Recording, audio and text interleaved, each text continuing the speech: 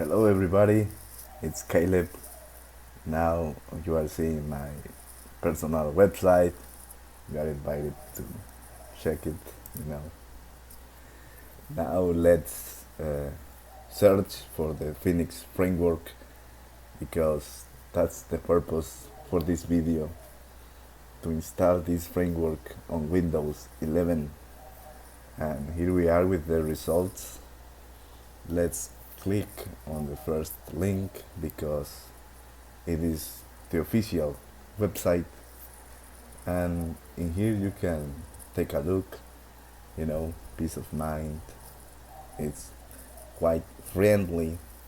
That's why I decided to record these videos. Let's click on guides, and let me tell you that for this series of videos, my intention is that it is not a prerequisite to know how to program computers. You will learn along the way. Now let's click on let's get Phoenix installed, and this is a voiceover video because I did a version in Spanish too. So we need to install a dependency manager called Hex, Hex, and they are giving us the command to do that, which is mixed local.hex. In the case of Windows, remember to add the .bat at the end of the mix command. Okay, so in here they are asking us if we accept to install the command or not. So we are answering yes, and that's all. That's it. We just type in and the computer do its magic. No, there is, hopefully you are not seeing any, you are not encountering any difficulties until this point.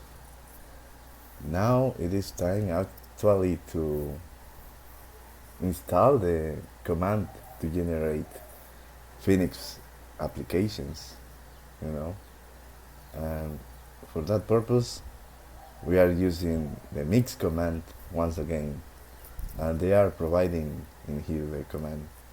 You don't have to type it, there is a way to copy this command into your terminal. Okay, and I didn't want to edit this video because, as you are about to see, we made a mistake in here, and actually I am typing very slow. There is no, you are learning, there is no need for rush. And as you can see, here's the error. Instead of using the dash between phx and new, we used a dot, which is wrong. And whenever you find an error, please take a look if you type the correct command in the first place, because the computers will only do as you tell them to do, at least in the traditional programming sense. And let's correct the mistake and use the dash instead. No need to panic, it was only this misspell.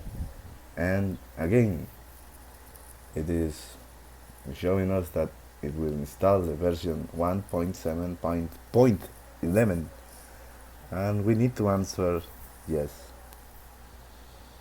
And that's it.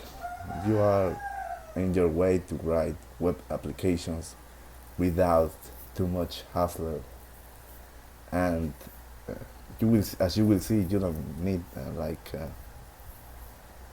lot of the things that you are seeing maybe somewhere else.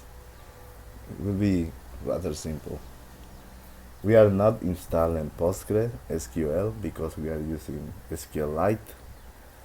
And in the next video, we will start with the traditional program, the Hello World, which is a classic. See you. Thank you very much for watching this video. See you later. Bye.